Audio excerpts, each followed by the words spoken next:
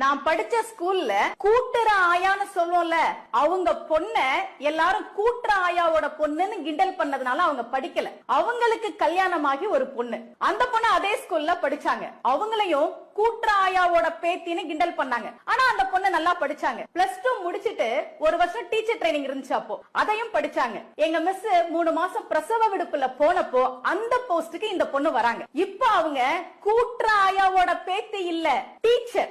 அவங்க கூட்டுற ஆயா இல்ல, டீச்சரோட பாட்டி, டீச்சர் பாட்டி. 30 வருஷமா கூட்டுற ஆயான்னு இருந்த பேரை ஒரே நாள்ல டீச்சர் பாட்டின்னு சொல்ல வச்சது எது?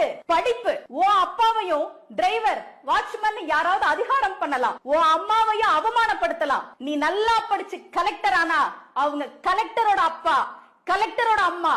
நீ நல்லா படிச்சா உன் பரம்பரைக்கே மரியாதை கிடைக்கும். நல்லா படி.